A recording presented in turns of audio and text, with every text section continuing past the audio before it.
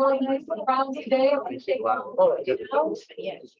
Today we have Jerry Strahan speaking with us, but before we get to the film, let's have a few housekeeping notes. Please turn off your cell phone ringers or put them on mute. If you are attending via Zoom, please mute yourself. I would like to thank the University of New Orleans and the Alumni Association for hosting us here in this space today. Particularly the UNO Foundation and its Legacy Society for the coffee and pastries that we are all enjoying. This week was actually the 79th anniversary of D-Day, June 6th, so this topic is very topical. Our speaker today is Jerry Strahan. He has written a book about the Higgins boats that won the war. And he actually has 2 degrees from UNO. He graduated with his bachelor's and his master's. And during that time, he was able to work with Stephen Ambrose, so another well-known author from UNO. His book has actually been nationally acclaimed in such articles in the Parade Magazine and Wall Street Journal. And he's also just recently finished a chapter in a new book coming out. And the title of that book is called The Landing Craft Controversy, 1934 to 1942. So Jerry said I could just let him really introduce himself. So I'm going to do that. So let's give him a hand. This is Jerry Strahan.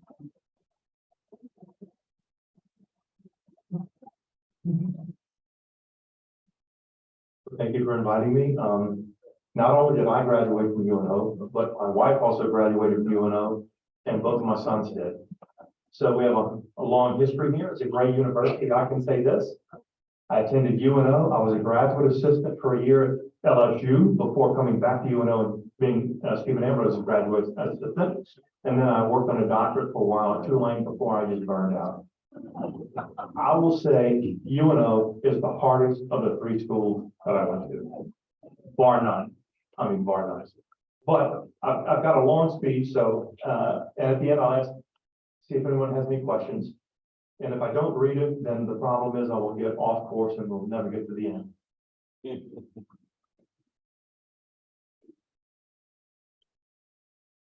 In September 1943, as the U.S. Task Force attacked Marcus Island in the Pacific, and General Douglas MacArthur's forces captured Salamaua in New Guinea, the American Navy totaled 14,072 vessels. 12,964 of these boats, representing 92% of all Navy craft, were designed by Higgins Industries Incorporated of New Orleans.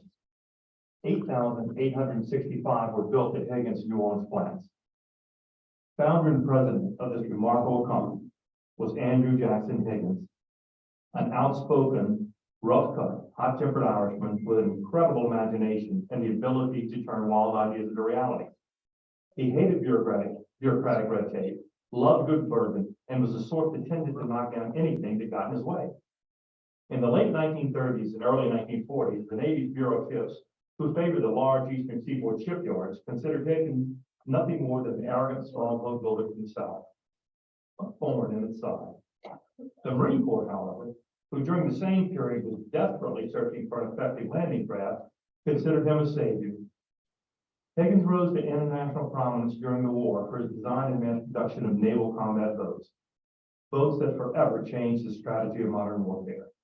The Allies no longer had to batter coastal forts into submission, sweep harbors of mines, and take over enemy-held forts before they could land an assault force. The Higgins boats, as they were called, gave them the ability to transport thousands of men and hundreds of tons of equipment through the surf to less fortified beaches, thus eliminating the need for established boundaries. The New Orleans Company designed and produced 2 basic classes of military craft. The first consisted of high-speed PT boats. For some reason, it's not. Give you 1 second. High-speed PT boats, which carry anti-aircraft machine guns, smoke screen devices, depth charges, and torpedoes. Also in this class were the anti-submarine boats, dispatch boats, 170-foot freight supply vessels, and other specialized craft for the Army, Navy, and Maritime Commission. Higgins produced the forerunner of the PT boat in the early 1930s. These boats were smaller than his wartime version, but they too were fast, strong, light, and capable of cruising long distances. He bragged that they could carry a great deal of weight and travel at high speeds and in frequently navigated waters. He failed to mention that these feats were being performed by rum runners with the U.S. Coast Guard behind too. He also failed to mention that he would later go to the Coast Guard and offer to build them new boats. Boats that could overtake these mysterious craft now being used by the smugglers. Higgins played one side against the other until speed was at its maximum. At that point, he then sold the smugglers a newly developed product, the smoke screen device. This allowed their boats to lay a large plume of smoke. By the time the smoke cleared, stewards were unable to tell which tributary the rum runners had taken. Higgins wasn't anti-Coast Guard. He was just much more pro-bourbon. This type of creative marketing helped keep his boatyard afloat during the depressed times of the 1930s. The second class of craft built by Higgins consisted of landing craft, such as the 30-foot LCP, which stands for Landing Craft Personnel. The 36-foot version, known as an LCPL, which stands for Landing Craft Personnel Large. The 36-foot ramp LCVP, officially known as Landing Craft Vehicle Personnel, and the 50 and 56-foot LCMs or tank ladders. These boats were constructed of wood or steel and were used to transport fully armed troops, light tanks, field artillery, and other mechanized equipment supplies essential to amphibious operations. It was these boats that made the landings at Guadalcanal, Normandy, Iwo Jima, and thousands of other assaults possible. Without Higgins' uniquely designed craft, there could not have been mass landings of troops and material on European shores or the beaches of the Pacific Islands, at least not without a tremendously higher rate of Allied casualties. It was at age 12 that Higgins constructed his first boat, a sailboat in a family's basement in Omaha, Nebraska. The boat's design was great, but its measurements were not. It ended up being too large to be taken out through the basement door window. Determined to remove the boat from the house, Higgins waited until the day when his mother had gone into town. Then, with the help of friends, he demolished a section of wall between the two windows, brought the boat out, and haphazardly relaid the bricks before she returned. Hoping to reduce his punishment, he named the boat the Adio in her honor. In 1906, Higgins left Omaha and moved south to Mobile County, Alabama. There he purchased a farm and opened a small sawmill. However, a storm destroyed his sawmill and damaged his crops, forcing him to seek employment in Mobile and later New Orleans. He worked a variety of jobs for various banks and lumber importers and exporters, all the while trying to gain as much knowledge as he could about the timber industry.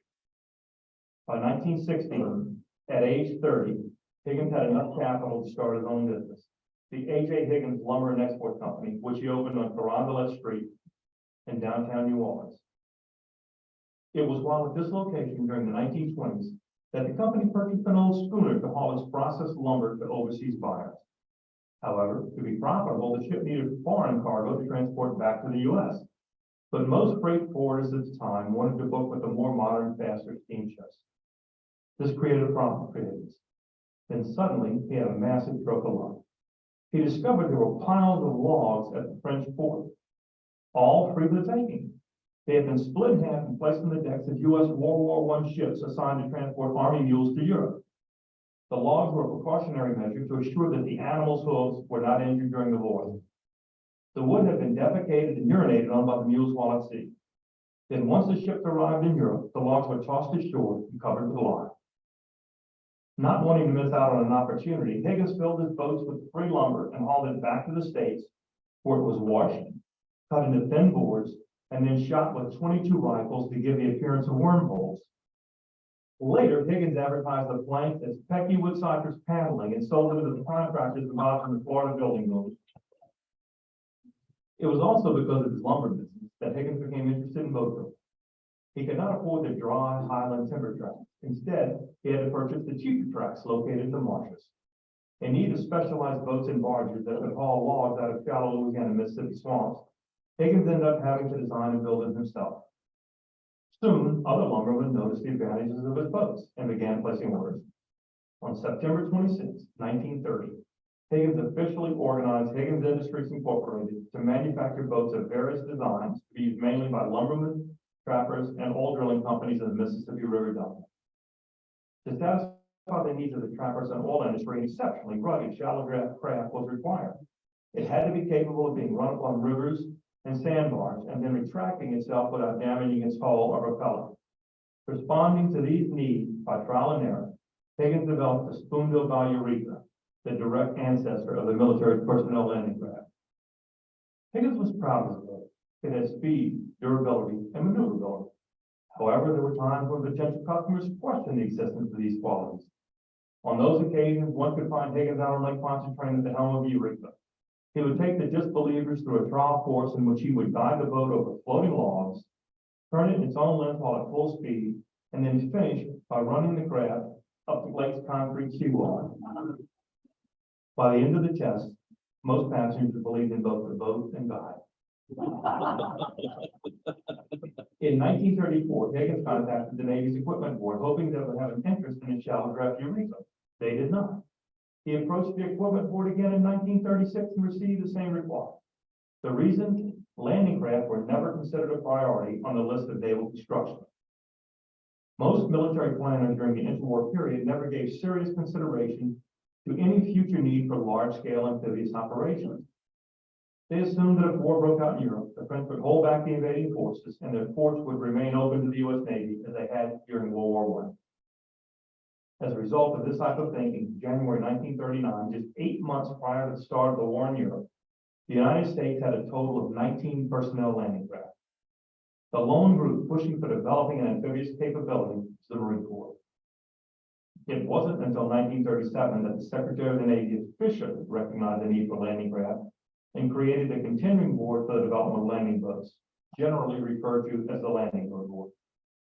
As a result of the Secretary's actions, the small boat desk in the Navy's Bureau of Ships started focusing on designing landing craft. Additionally, the Navy's forces afloat began testing eastern seaboard fishing boats as possible personnel landing craft. The Landing Boat Board soon discovered that all of the landing craft designed by the Navy's small boat desk contained major flaws. Due to this finding in 1938, the board reluctantly decided to investigate the Eureka. They authorized Higgins to build a 30-foot model for testing. Higgins strongly recommended a 36-foot or even 39-foot boat, arguing that the larger craft would be capable of carrying more men and equipment. The board was adamant. The boat's length could not exceed 30 feet. The craft had to be capable of being lifted and lowered by the existing davits on Navy ships. Higgins responded, "To hell with designing a boat to fit the davits, they should design their davits to fit a proper sized boat." Though unhappy, he had no option but to comply. Then in the spring of 1940, after building a few of the 30-foot Eureka personnel landing craft, the boat builder decided to take a stand. He was excited about having received an order from the Bureau of Ships, but he was still frustrated with the 30-foot requirement. He later recalled, "I got so exasperated that on my own, without an order, and at my own expense, I built a boat 36 feet in length and bore all the expenses of shipping it to Norfolk, demanding that it be tested." On September 11th, the Chief of Naval Operations ordered competitive trials between the new 36-foot Higgins boat, a new metal landing boat designed by the Navy Small Boat Desk, and a landing boat built by Chris Craft Corporation. Tests were conducted on September 17th, and a full report was forwarded to the Secretary of the Navy, Frank Knox. The report indicated that Chris Craft's twin-engine entry beached excellently, but had difficulty retracting. Therefore, the board recommended against further development of the boat. Of the modified 36-foot Higgins entry, the board reported that it was by far the most superior, and it exceeded in performance any of the landing boats that the members had ever seen.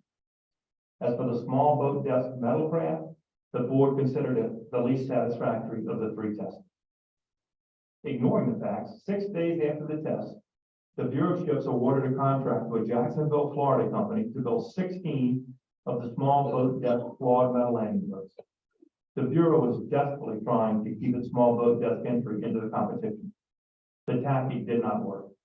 On September 19th, Chief of Naval Operations recommended awarding Higgins a contract to build 335 of his 36-foot Eureka landing boats, now designated by the Navy as a LCPL. Because of its length, the 36-foot LCPL could carry more troops and material. Also, because of its improved hull design, it was 9 miles per hour faster than a 30-foot LCP equipped with the same engine. On November 30th, the Bureau officially awarded the 335 boat contract to Higgins. Approximately 5 months later, on April 30th, 1941, Higgins received the second contract for an additional 188 LCPLs. It had been 13 years since Higgins first approached the Navy. Approximately 2 years had passed since he shipped his first boat to Norfolk. The competition between the boat builder and the Bureau of small boat desk over the design of personnel landing craft had finally come to an end. Higgins' 36-foot boat had officially become the Navy's standardized personnel landing craft. Higgins had won the opening battle, but his war with the Bureau of ships was far from over. In July 1940, as he was trying to interest the British in his 36-foot Eureka personnel landing craft, he purchased the Albert Wyden Marble and Granite Works on Metairie Road and immediately started converting it into a multi $1.5 million boat building facility known as the City Park Plant. According to Higgins, Rear Admiral C.A. Jones, who was the Assistant Chief of the Navy's Bureau of Ships, and Captain B.L. Rollins, the procurement officer for the Bureau, both warned him not to construct additional plants for landing craft production.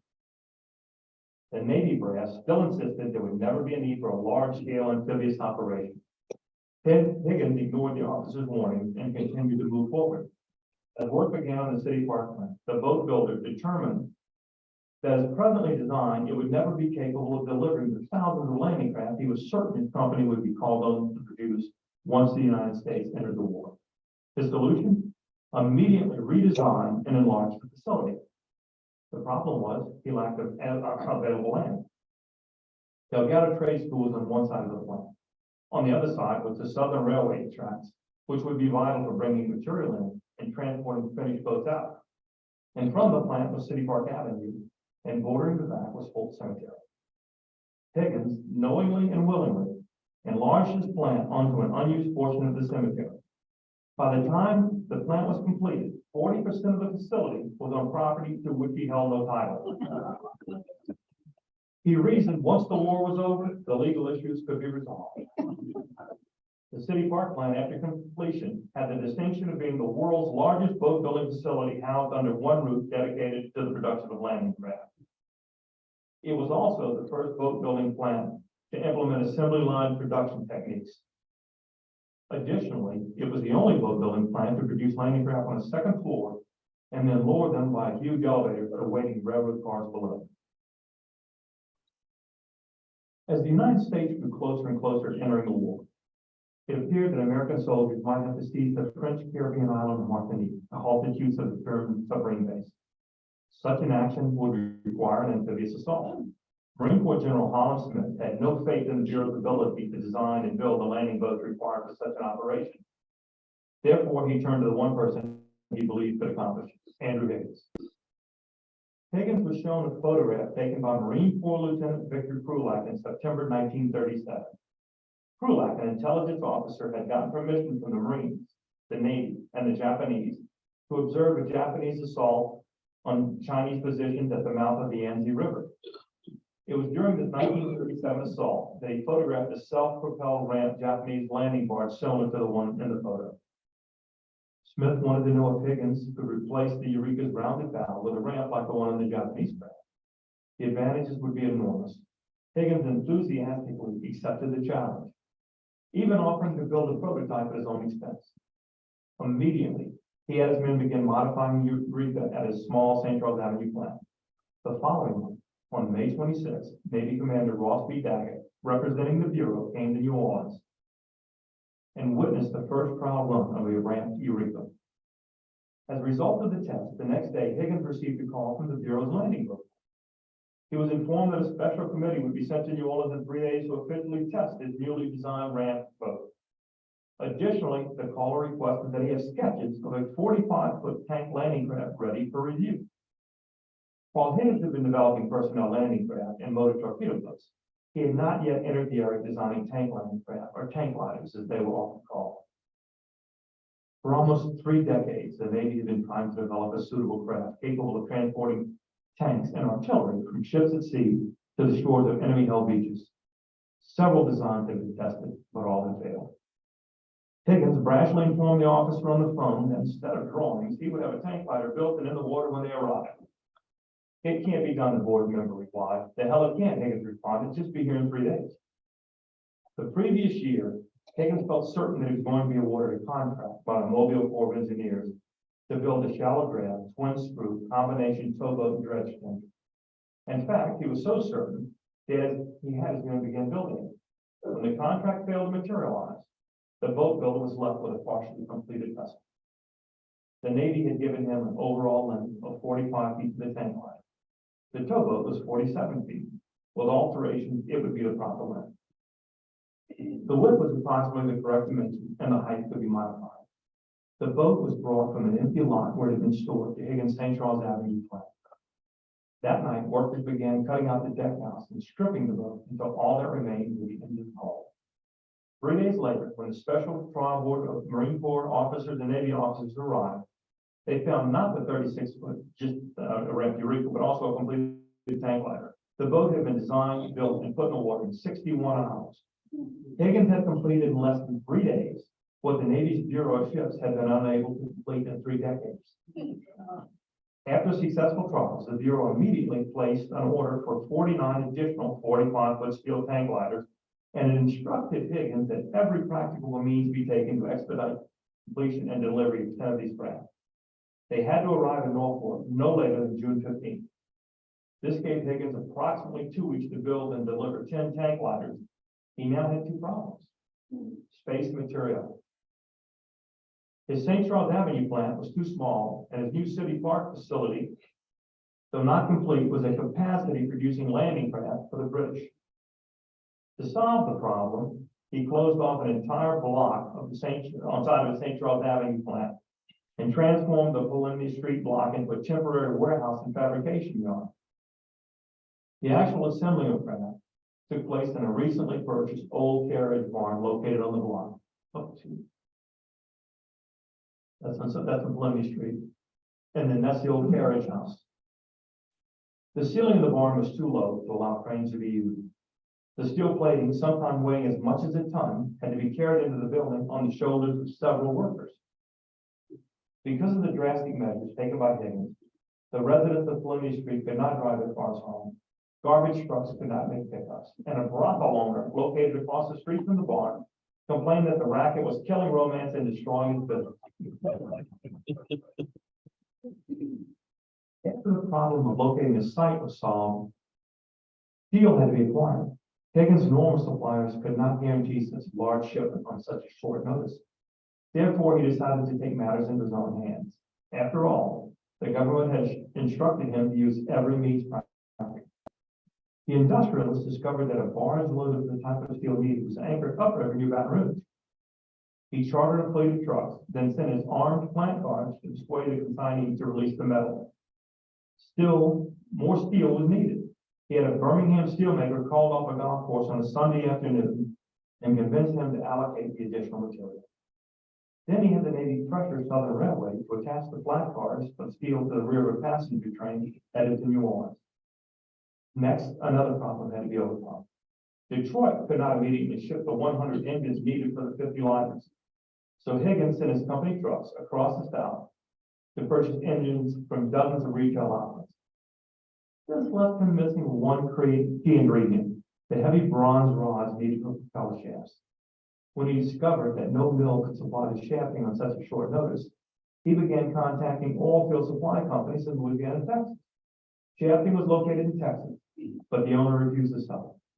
There was no time to have the Navy expropriate the material. The situation called for immediate and drastic action. Higgins sent one of his trucks, a few of his workers, and a pair of heavy-duty wire cutters on a midnight raid to the Texas depot.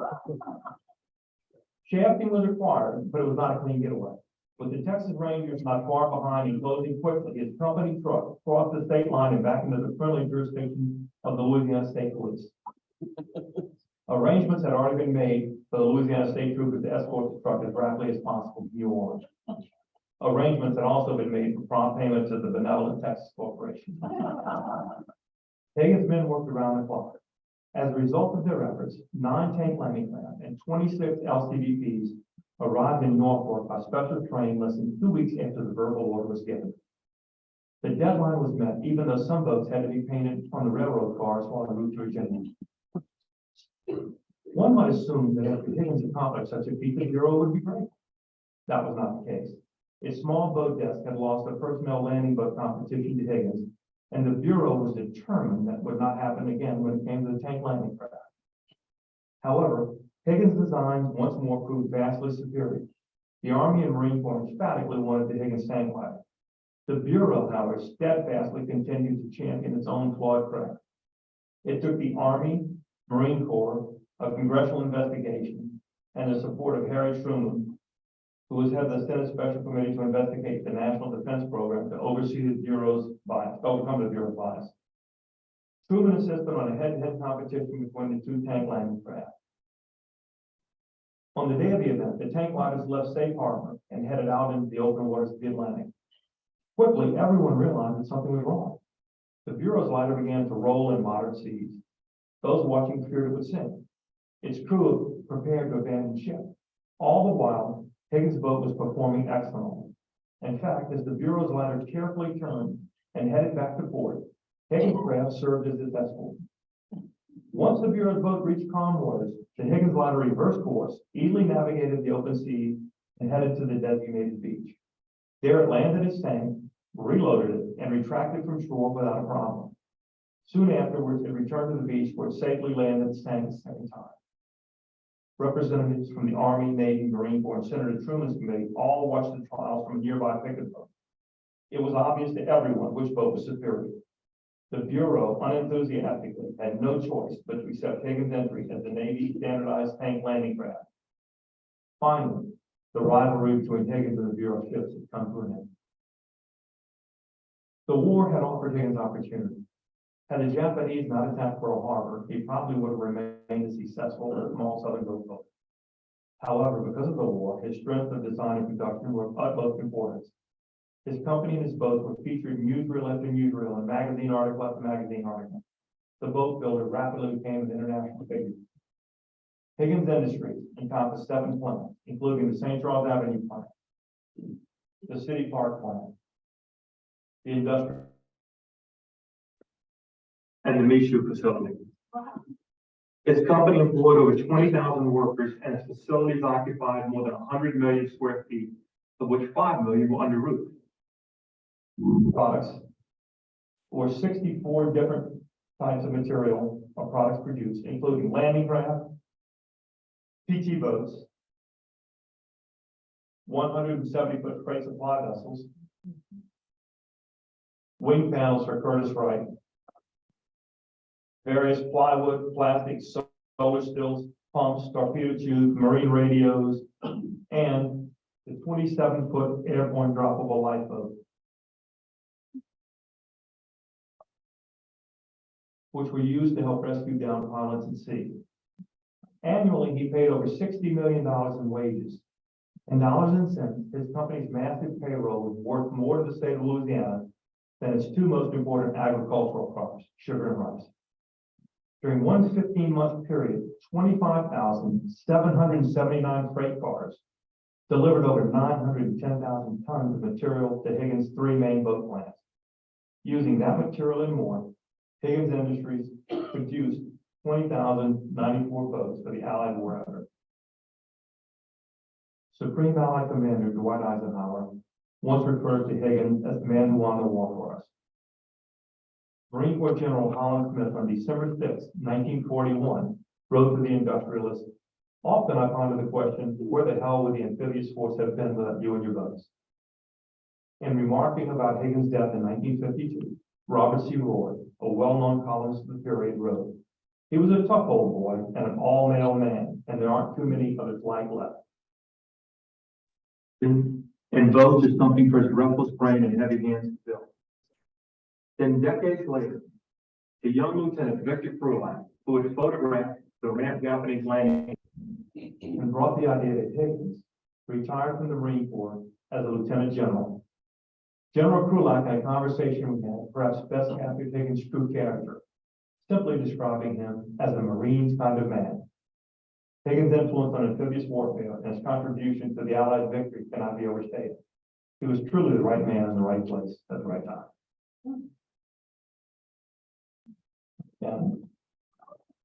Yeah.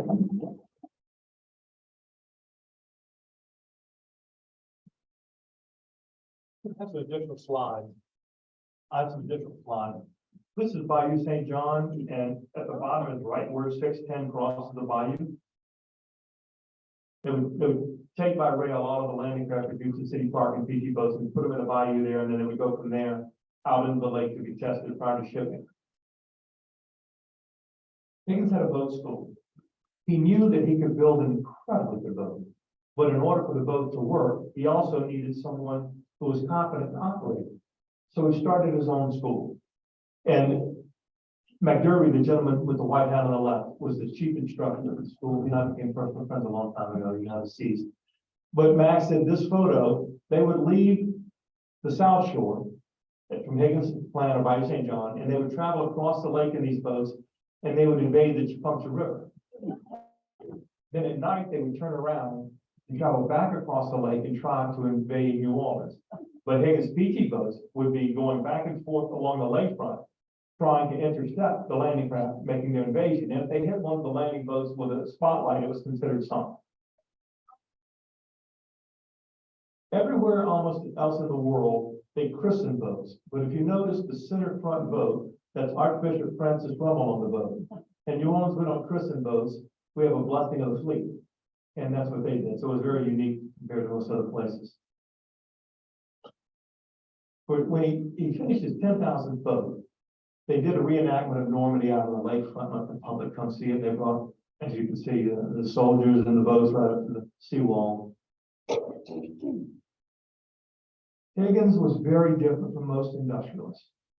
Henry Ford said once his workers leave this plant's gates, walk through the gates, he has no responsibility for them. Higgins didn't believe that. Right across the industrial canal plant, they opened what was called Our Town, which was a community of small homes, because workers needed a place to live. They were coming in from all over the place. And then he had his sister, Joy, go and start Cub Scout troops, Brownie troops, acting, band, baseball, basketball. He knew if he could keep the kids happy, then the parents would be happy. If the parents were happy, they would produce more. He even used the company trucks to take the kids to school and back. So he was very, very much involved with his plant workers. Now this picture, when the boat school started training people, the classes were small, and he would take all of the people when they graduated, all of the sailors, our Coast Guardmen, down to the Blue Room and treat them to a meal and a show and drinks, because he knew that for most of these guys, this would be the last party they ever had on U.S. soil, and then he would never return. And then when it grew too large, then they would go out to West End, and they had kegs of beer, and they had baseball games, and they had track meets and boxing meets, and they had music and barbecue, and again, for the last party for these guys to have before they went overseas. This is just an unusual picture that I added. The Higgins boat, very seldom do you see nurses leaving a boat, but this is one that I ran across. I don't know where it was taken. This is what's called an American Innovation Dollar. I don't know if y'all are aware of this or not. It's coming out right now. It's not in circulation yet, I believe. But every state will have one. And on the front of every coin will be the Statue of Liberty. And on the back side of the coin will be an innovation that that state is known for. And for Louisiana, it's the Higgins boat. And the number PA 3321 is the number of the boat that a group of us built to go in the World War II museum. So they used the same number of the boat from the museum. This is Higgins' company. He was in the Nebraska militia. If you notice, they don't seem really well organized. The guy in the front's got his gun hanging behind his head, and some of the other ones have them all different ways. But he was in the Nebraska militia, and the reason I'm showing you this, if you look at the bow of these boats, and then you look at the bow of early Eureka's, it obviously had an impact on him, because he remembered that boat, which looks very similar to the Eureka. Higgins had a company magazine called the Eureka News Bulletin, and it was a polished, really great monthly magazine that he put out for about 3.5 years. And I ran across this in there. It may be the best piece of propaganda I've seen, because it takes it down to the root level. It's my family against yours. I mean, it's not soldier against soldier. It makes it very personal. This is an interesting slide. This is the Eureka boat, and this is British troops practicing a landing. Now, if you notice the guy on the bottom right, if you look at his right hand, he's holding a sword, which makes it easy to recognize. That is Mad Jack Churchill, or they also call him Fighting Jack Churchill. He was a colonel who believed it was uncivilized, really, to go into battle without a sword. He said, you know, you weren't truly dressed for battle if you didn't have a sword. And he would often play bagpipes. And in one attack, he was playing bagpipes and tossing grenades at the same time. He was captured twice by the Germans. He died of regular death at 89 years old. How in the world he survived? When you read about him, he's an incredible character. If you have time, he's a British officer, but look him up sometime. He was in 2 movies. He also went into battle with a longbow. He was the #2 champion of the world, the longbow, and he was the #2 bagpipe player in the military. So he was proficient at both. But a very interesting guy. But the British were using, we sent the Eurekas over as rescue boats. We could not send them over as a military boat. We would send them over as a rescue boat, and then the British would on them. And that's the way you got it through Lend-Lease at the time. Okay. Does anyone have any questions? You touched on very beautifully how they were built. How were the landing craft shipped over to Europe, to England? They were put on ships, APAs, or on the decks of other ships heading over. But most of the ships, that's why the davit is what lifts the ship, the boat up on the ship. Just like you have a life, it holds the lifeboats on a ship. And they would ship them that way.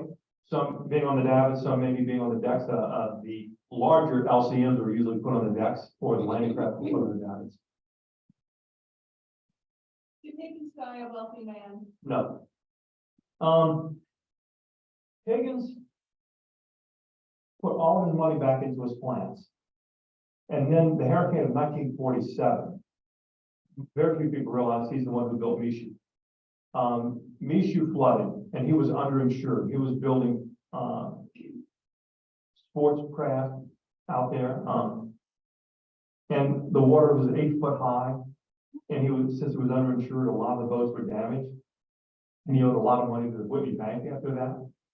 It got to where he was almost unable to finish a single boat. He pulled back, got rid of the City Park plant, got rid of St. Charles Avenue, was just on the industrial canal. It got to where he almost couldn't finish one boat he was building for a Florida dock. That's how far down he was going. And the unions after the war forced him to shut his gates for a while. Higgins believed he was not anti-union, but back then you had the trade unions. He had 13 different unions in his yard. And unions would be fighting against one another, and not necessarily Higgins, but it affected Higgins being able to get his boats built. The unions forced him to shut down for a while. Now, he did recover because of Korea. Higgins' nemesis was hurricanes. Wars were a savior. His main ability was design and production. And he was built for wars. He was built for mass production, not just for simply building a few boats. And when he died, his company had $65 million worth of contracts to build boats for the Korean War. And he died in 1952. Any other questions? Yes. What are the houses that he built in the city of Market? I'm still around. Yeah. His house, his personal house that he built is number 10 Turn Street, right here on the lakefront. It's built out of a product called Thermocon, which is a quick drying concrete. He used to claim that it was so well insulated that you could heat the house with a candle. I will tell you this, that probably is a huge overstatement, but I talked to the gentleman, the contractor, who at one point was trying to do work in the house and modernize it a little.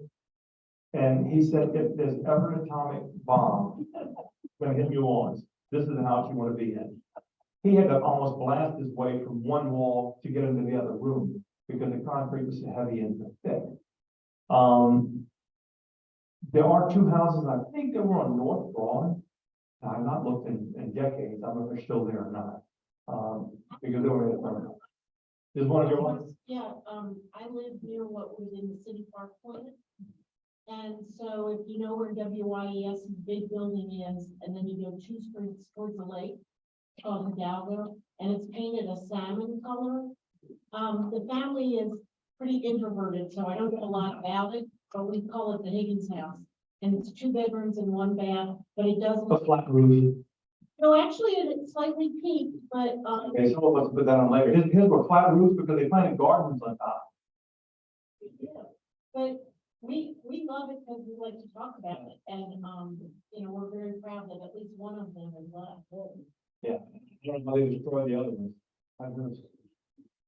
Yes, What's that St. Charles Avenue plan? 1755 St. Charles Avenue. You now have, something named Houston's Restaurant there now. If you go back in the parking lot, you'll see in the back right corner, there's a gear lane there, and that's a big gear from the old carriage barn that used to take the elevators up and down. I think there is a plaque because I think about 2015, there was a ceremony and we have a historic plaque there now. Those black. Yep. One of our librarians went out to it. Home, I think, in, Lakeshore, that I went to a meeting and she claimed that the bar, you know, her bar in the den was made out of a Higgins boat. Does anybody know anything about that? I don't know about Lakeshore. Bar in their den, and it was made out of the wood from one of Higgins' boats. But I don't know who it's. It's possible, and now the one on number 10 Turn Street, Higgins took the stern of an LCVP, surrounded stern, and the bar was made out of that. And it was still in the house. In fact, the World War II Museum, the board of directors spoke to the people who owned the house, and they did a board of directors meeting at that house. And Dawn Higgins Murphy, Mr. Higgins' youngest child, who was in her late 80s at the time, came to the house. We were working on trying to restore PG 305, and we didn't know whether we would be able to get enough funding to be able to do that. Well, the board of directors meeting was at the house, and Dawn came, and they had a baby grand piano in the house. And Dawn at one time had been a concert pianist, and she was really bent over because of arthritis, could barely stand up straight in her late 80s, but she made her way over to the piano and sat down and started playing phenomenally. And when she hit "Oh Daddy Boy," she said, "This is my papa's favorite song." And she started playing "Oh Daddy Boy," and I told the other person working with me who was on the PG boat, I said, whatever we were asking, double it. Yeah, people had tears in their eyes. She recently passed, but a phenomenal lady. Yes, That partly answers my question, which is, did he have a family and what happened to them and what happened to the industry? well, he had 4 sons and 2 daughters. I knew Andrew Jr., and I was lucky enough to meet him and develop a friendship with him. And I knew the 2 daughters, Dawn and Andre, the other sons had already passed. So there are a lot of grandchildren left and great grandchildren left. And the company had a problem at the end of the war. He was on the industrial canal. He was too big to be little and again, too little to be big. But he was boxed in because of the canal. He had started building offshore rigs, but he had to build them in sections, both into the Mississippi River, reassemble them, and then float them out to the Gulf. Whereas Avondale could just build them in one section, drop them into the river, and could do it less expensively. And then because of all the boats left over from the war, you could buy leftover boats pretty cheap. So there wasn't as much demand for boats, and that also caused the company to go down. It finally went out of business, I think, around 1962. It's been a long time selling that part of it, but about 62. Now, the yard was still used until a few years ago. Trinity Yachts had it at one time. Yes. I know this sounds silly, but we still have Lee Circle's column with nothing on top, and I can't think of a bigger hero than Angela Jackson.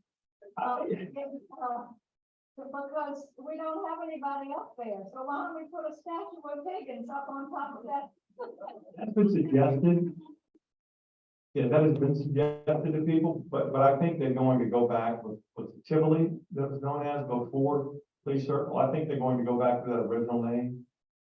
You know, in some ways, I would love to see that, and in other ways, I would not, because someone will be opposed to it because it wasn't the person they wanted to be on top. You know, so you know, they go back to Tivoli, no one can disagree. Yes, Percentage of the population of New Orleans work for it.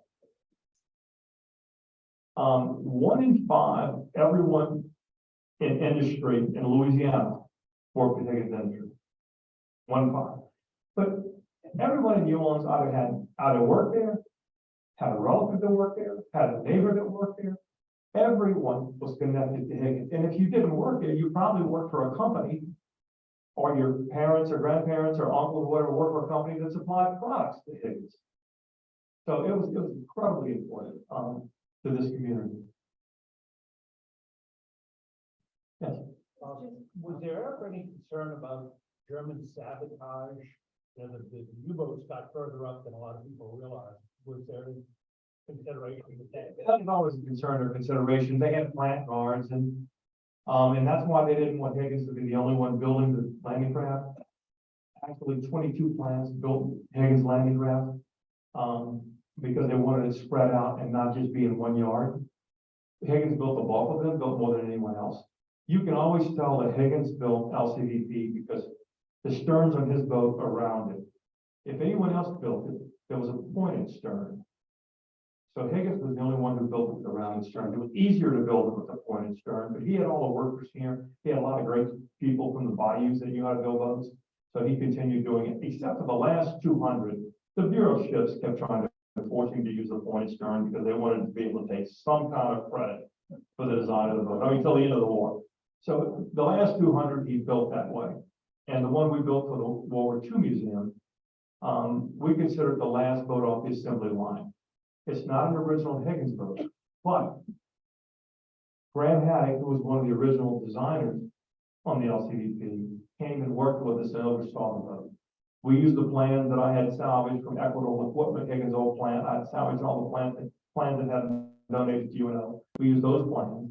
Then we had, once we finished the boat, we had Richard McDerby, who was the chief instructor at the boat school, take the boat and put it on the beach out at Lake Pontchartrain. And then we had it also, we called in Lloyd Lovett, who was the official naval instructor at the Higgins plant, naval inspector at the Higgins plant during World War II. And Lloyd came down from Memphis and inspected the boat just as he did all the other boats as they came off the assembly line. So we consider it the last boat off the assembly line. Yes. First of all, thank you for recovering all those shipbuilding plans and donating them to the University of New Orleans Library, because they are an invaluable resource that are sought after by international researchers to this day. We have a renewed interest in the Higgins wooden speedboats. And do you know anywhere we might track down plans for that? What I'm sorry, which boat? They're the personal craft that he designed and built, because we have people asking for those plans. There's a Higgins organization that it's a group of people that have his boats, that they've restored them. And you could probably contact, I don't know the number to contact them now, I haven't spoken to them in several years, but they may have some of the records. The problem, a lot of the records, there's the airborne droppable lifeboat, and all of those records were at Michoud, and an 8 foot of water went into Michoud. All of those records were destroyed. The commercial boats that you're talking about, the 16 foots, 20 foots, they were built out at Michoud. All of those records were destroyed. And then the records we had donated to UNO, there were 10,000 sets of plans. And someone at some point in time decided, well, maybe we should call out all of the duplicates because there are so many. Well, the problem was they weren't calling out duplicates. They were calling out design changes. And they didn't realize what they were doing. And they eliminated a ton of, and the agreement, I signed it, Stephen Ambrose signed it, Homer had signed it, and Equitable Equipment just signed it, I believe. The agreement was that they would always keep those plans. They would not eliminate any of them. But somehow that got lost along the way. And they eliminated a lot of the plans. And truthfully, you can't keep everything, but there should be those plans somewhere at the Naval Yard or in the National Archives. Is there any statue or any memorial to Higgins? There is a memorial in Columbus, Nebraska, which is where he was born in Columbus. And a young high school teacher by the name of Jerry Meyer got his class interested, and as a class project, they built a memorial. And he called me and I sent him the plans and said, look, if you're doing it for people to enter, just build it from the water line up. Don't show underneath the boat. So they did such a marvelous job. You need to look it up on the internet, because what they did was copied and put on the beaches of Normandy. He had the soldiers coming out the boat. They had an LCD made out of metal. They had sand from all the beaches. The kids wrote and got sand from every beach that they could find, and then put it with stars around it, telling where the sand came from, Iwo Jima or wherever. It's a marvelous memorial. And July the 4th, I'm going up to Nebraska. I helped the Nebraska National Guard Museum get the boat that was discovered at the bottom of Lake Shasta, which is the Higgins LCDP that's been underwater for 40-something years probably. And it's being transported to the Nebraska National Guard Museum since Higgins was in the Nebraska militia, and it will be on display there. Now, as far as the statue locally, the Higgins Hotel is going to put one in somewhere in the lobby, I believe. But there's so much one, the Bayou St. John and the Seawall, I don't understand why we don't have some statue of this man in the city. Well, for the longest time, Higgins was ignored because at the end of the war, when the histories were written, they were written by the Navy personnel. And if you focus on Higgins' successes, then you have to also mention the Bureau of Ships failures. And those in the Navy were not allowed to write about the failures of the Bureau of Ships. And they mainly focused on the larger battles, Midway and everything else. So the little boats were kind of pushed aside. I mean, when I started researching Higgins, no one was interested in it. I mean, nothing had ever been written on it other than magazine articles, conspiracy. Anything else? Yes. It's just a statement. My mother worked on the D-Day vote. Oh, at the Higgins plant? Mhm. Look and see if she has any memorabilia from back then. Gone. Yes. That's all I got. Thank you very much for inviting me.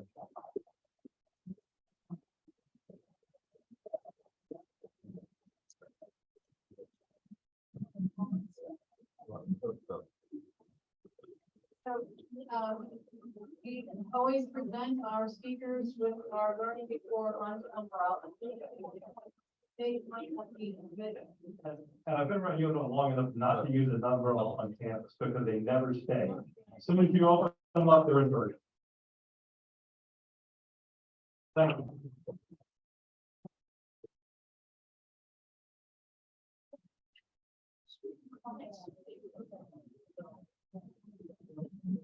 Hey, everyone, before you leave, I just want to let you know that our July 13th programs, our speaker is Emily Perkins, the curatorial cataloger at the Historic New Orleans Collection. She's going to talk about yellow fever and bananas, the quarantine tour of 1906. August 10th, we'll have Bobby Freeland, governor of Louisiana. I'm sorry, my Spanish is terrible, so it's another talk about General Bernardo de Galvez and the American Revolution. And we are taking suggestions for our fall 2023 speakers. So if you have any, please let any of the board members know that, and we can approach them, or if you know them personally, talk to them and see if they'd be interested in giving a presentation at one of our sessions.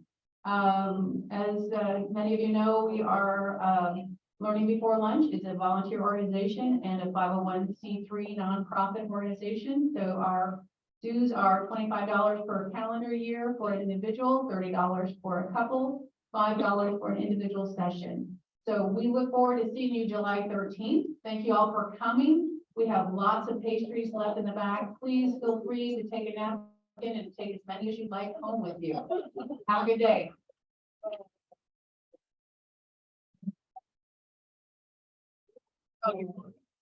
This should.